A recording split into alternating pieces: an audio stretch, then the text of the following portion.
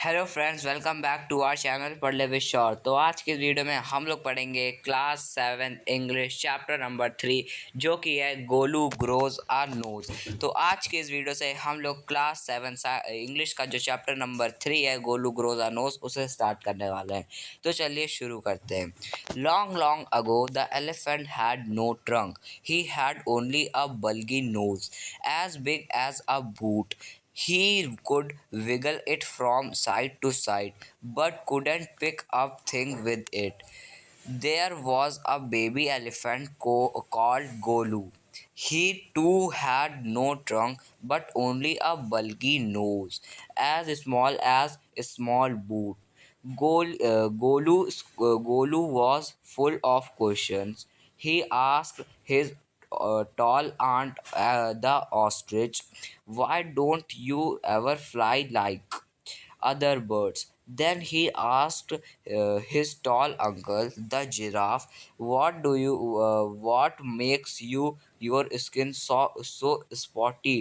He asked his huge uncle, the hippopotamus, "Why are your eyes always so red?" He asked his hairy uncle, the baboon, "Why do melons taste like melons?" The ostrich, the giraffes, the hippopotamus, and the baboon had no answer to Golu's question. Golu is a naughty baby, they said. He asked such difficult questions. One day, Golu met the Mina bird sitting in the middle of a bush, and he asked her, "What does the crocodile have for dinner?" The Mina said, "Go to the banks of the great grassy Limpopo River and find out." Golu went home. He took 100 of sugar canes, 50 dozen bananas, and 25 melons. Then he said to his family, "Goodbye. I am going to the great grassy Limpopo River. I will find out what the crocodile has for dinner." He had never seen a crocodile and didn't know what one looked like. He met a python and asked him, "Have you ever seen a crocodile? What does he look like? What does he have for dinner?" The python uncoiled himself and from the branch of a tree, but said nothing. Golu politely helped him to coil around the branch again and said goodbye to him. तो देखिए friends, यहाँ पे क्या बोला जा रहा है। यहाँ पर हमें ये बताया जा रहा है कि एक बहुत समय पहले की बात है कि जब एलिफेंट्स जो होते थे उनकी ट्रंक नहीं होती थी। ट्रंक मतलब कि उनकी जो सूंड है वो नहीं हुआ करती थी। ठीक, तो बहुत टाइम के पहले की बात है कि जो एलिफेंट्स होते थे उनकी ट्रंक नहीं होती थी, सूंड नहीं होती थी। ठीक है, और सूंड की जगह क्या होती थी, उनकी एक बल्कि सी एक नोज़ होती थी, काफ़ी चौड़ी मोटी सी क्या एक नोज़ होती थी, बल्कि सी। ठीक, और उन्हें क्या करना पड़ता था कि वो साइड टू साइड उनको क्या विगल होती थी। तो तब की क्या बात है, तब एक बेबी एलिफेंट यानी कि एक छोटा सा एलिफेंट था जिसका नाम क्या था, गोलू था। ठीक, तो गोलू क्या था, गोलू के पास तो ट्रंक थी नहीं, उसकी जगह क्या थी, उसके पास एक बल्गी नोज थी और small as a small boot, यानी कि एक छोटा सा बूट होता उससे भी छोटी क्या उसके पास नोज थी। और उसके माइंड में बहुत सारे क्या क्वेश्चंस थे। ठीक, उन क्वेश्चंस के क्या मतलब कि बहुत सारे क्वेश्चंस थे, एकदम क्वेश्चन भरे पड़े थे उसके माइंड में। तो उसने क्या किया, अपनी एक आंटी हैं, गोलू की आंटी, जिनका नाम है ऑस्ट्रिच। ऑस्ट्रिच जो बर्ड होती है वो, ठीक, वो गोलू की आंट है। ठीक, गोलू की आंट, तो गोलू ने अपनी आंट से पूछा, ऑस्ट्रिच से, कि ऑस्ट्रिच तुम बाकी बर्ड्स की तरह क्यों नहीं उड़ती। ठीक, जैसे बाकी बर्ड्स फ्लाई करती वैसे तुम फ्लाई क्यों नहीं करती। ठीक, तो जो ऑस्ट्रिच थे उसके पास तो उसका कोई आंसर नहीं था। फिर उसने क्या, अपने अंकल से पूछा, जो कि काफ़ी लंबे अंकल थे, उनका नाम है जिराफ। तो जिराफ किसके, एलिफेंट के अंकल हैं। तो उन तो जो एलिफेंट है गोलू, गोलू ने अपने अंकल से पूछा कि अंकल, जिराफ अंकल, आपकी ये जो स्किन है ये इतनी ज़्यादा स्पॉटी क्यों है, आप दूर से ही क्यों दिख जाते हो। तो जो गोलू के टॉल अंकल जिराफ थे, इनके पास भी इसका कोई आंसर नहीं था। फिर गोलू के एक बहुत ही बड़े ह्यूज हैवी अंकल थे, उनका नाम था हिप्पोपोटामस। तो फिर जो गोलू था, गोलू ने अपने अंकल हिप्पोपोटामस से पूछा कि अंकल हिप्पोपोटामस अंकल, आपकी जो आइज़ है ये हमेशा रेड क्यों रहती है। तो जो इसके हिप्पोपोटामस अंकल थे, इनके पास भी इसका कोई आंसर नहीं। फिर जो गोलू है, इनके एक भैया थे जिनका जो बबून थे, ठीक, और उनसे पूछा गोलू ने कि बबून भैया, आपके ये बॉडी में इतने सारे हेयर्स, इतने सारे बाल क्यों हैं। तो बबून था, इसके पास भी क्या, इनका कोई आंसर नहीं था। ठीक, फिर क्या हुआ कि एक बार क्या हुआ कि एक बर्ड आई जिसका नाम माइना बर्ड था, मीना बर्ड। वो क्या हुई, वो गोलू के पास में आकर एक पेड़ की बुश में आकर के बैठ गई। फिर गोलू उसके पास गया और गोलू ने उससे बोला कि अच्छा मीना बर्ड, तुम मुझे ये बताओ कि मीना, मुझे तुम ये बताओ कि क्रोकोडाइल डिनर में क्या खाता है। तो जो बर्ड थी उसने तो ये बोल दिया, अगर तुम्हें ये सही सच में जानना है कि क्रोकोडाइल डिनर में क्या खाता है, तब तुम ग्रासी लिम्पोपो रिवर जाओ और वहाँ पर फाइंड आउट करो तो तुम्हें पता चल जाएगा। तो फिर क्या हुआ कि जो गोलू था वो अपने घर गया, उसने 100 शुगर केन्स लिए, 50 डजन बनानास लिए और 25 मेलन्स लिए और ले करके अपने फैमिली मेम्बर्स को बोला गुड बाय, और कहा कि मैं जा रहा हूँ ग्रासी लिम्पोपो रिवर क्रोकोडाइल का डिनर देखने की वो अपने डिनर में क्या खाता है। ठीक, फिर वो जंगल की तरफ बढ़ गया। बढ़ने के बाद क्या मिला उसको, एक पेड़ में एक पाइथन मिला। तो वो गया पाइथन के पास और उससे बोला, अच्छा भाई तुम मुझे ये बताओ, ये जो क्रोकोडाइल होता है ये डिनर में क्या खाता है। तो जो पाइथन होता है ये, मतलब कि पाइथन जो था ये ऐसे पेड़ में क्या था, ऐसे गोल गोल घूमा, मतलब कि एकदम गोल गोल ऐसे टंगा हुआ था। ठीक, तो फिर क्या, जैसे वो एलिफेंट गया उसके पास तो वो खुलने लगा। तो जो एलिफेंट था वो कह रहा था, एलिफेंट ने गोलू ने सोचा कि तो बता रहा नहीं, इसको फिर से कॉइल कर देते, तो उसको फिर से बांध करके गोलू आगे को चला जाता है। अब देखते क्या होता है। Golu moved on, eating sugar canes, bananas, and melons. After a few days, he reached the very edge of the great grassy Limpopo River. On the bank of the river, he saw a log of wood. It was literally the crocodile who winked at him. Excuse me, said Golu. Have you ever seen a crocodile? The crocodile winked again and lifted half his tail out of the mud. Come here, little one, said the crocodile. Why do you ask such questions? I want to know. Come close, little one, for I am the crocodile. And he shed crocodile tears to show it was quite true.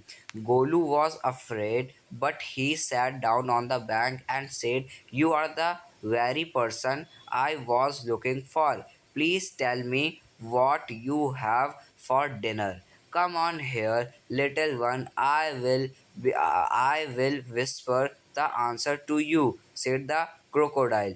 Golu put his head down close to the crocodile's snout, and the crocodile caught him by the nose. I think, said the crocodile, today a baby elephant will be my dinner. Let me go, you are hurting me, Mr. Crocodile, screamed Golu. The python, who had been quietly following Golu, came to the bank and said, "If you do not pull if you do not pull as hard as you can, the crocodile will drag you into the stream." Golu sat back on his little haunches and pulled and pulled. The crocodile slipped into the water, making it all creamy with great sweeps of his tail. And he also pulled and pulled. Then the python coiled himself round Golu's stomach and said, "Let's pull harder." Golu dug in all his four legs in the mud and pulled.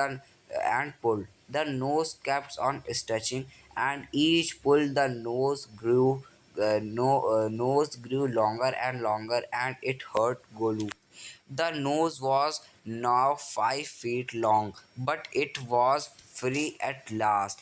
Golu sat down with his nose wrapped up in a big banana leaf and hung it in the great grassy Limpopo rivers to cool.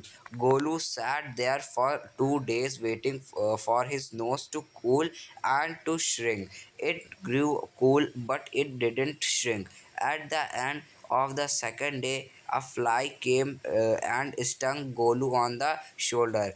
Golu lifted his long nose trunk, and with it hit the fly dead. Advantage number one, hissed the python. You couldn't have done it with a small nose. Try and eat a little now. Golu put out his trunk and plucked a large bundle of grass. He dusted it against his forelegs and stuffed to into his mouth. Advantage number two, hissed the python. You couldn't have done it with a small nose. Don't you think the sun is too hot now? Golu scooped up some mud from the bank of slapped on it on his head. Advantage number three, here's the python. You couldn't have done it with a small nose. Thank you, Mr. Python, said Golu gratefully. I will remember all this, and now I will go back to my family. तो देखिए friends, यहाँ पे क्या बताया जा रहा है, यहाँ पर ये बोला जा रहा है कि जो पाइथन किससे मिलने के बाद जो गोलू था वो क्या वो आगे को बढ़ जाता है। फिर बढ़ने के बाद क्या वो अपनी वो ग्रेट ग्रासी लिम्पोपो रिवर में रीच करता है, यानी उसको वहाँ पे जा करके वहाँ पे पहुँच जाता है। पहुँचने के बाद क्या करता है, वहाँ पे पहुँचता है, जैसे पहुँचने के बाद वो वहाँ पर जा करके रुकता है। फिर वहाँ पे क्या एक क्रोकोडाइल उसको दिख जाता है। फिर वो क्रोकोडाइल के पास जाता है, कहता है क्रोकोडाइल अंकल, मिस्टर क्रोकोडाइल, आज आप रात को क्या खाना खाओगे? तो जो क्रोकोडाइल था वो कह रहा पास ऑफ फिर बताऊंगा। ठीक, तो जो फिर जो एलिफेंट था गोलू वो कह रहा था अरे अंकल आप बताइए। तो जो क्रोकोडाइल था कह रहा अरे बेटा पास ऑफ फिर बताऊंगा।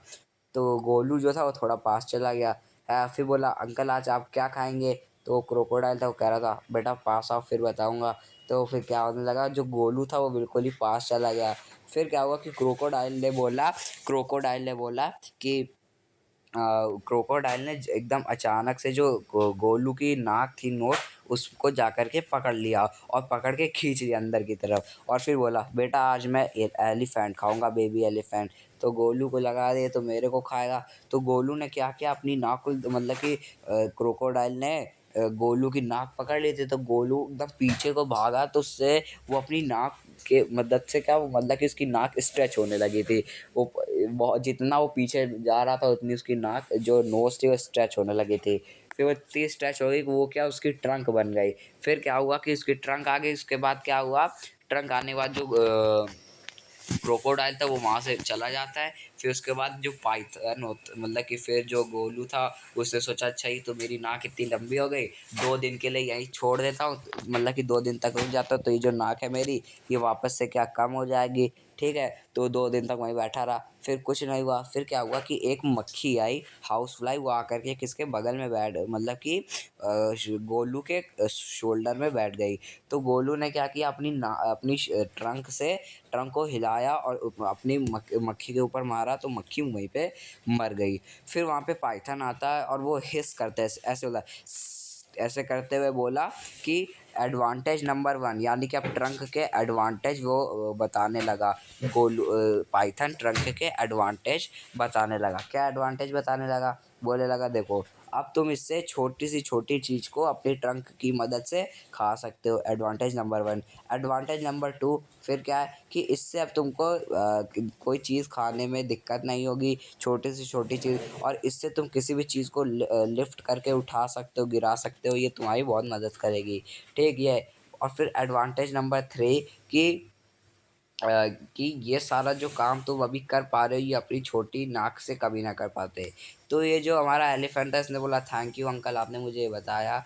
तो फ्रेंड्स ये जो हमारा चैप्टर है तो कंप्लीट हो चुका है। मतलब कि फिर क्या हुआ कि जो गोलू था उसने बोला थैंक यू पाइथन अंकल, अब मैं घर जा रहा हूँ अपनी फैमिली के पास अपनी ये न्यू एबिलिटी को लेकर के।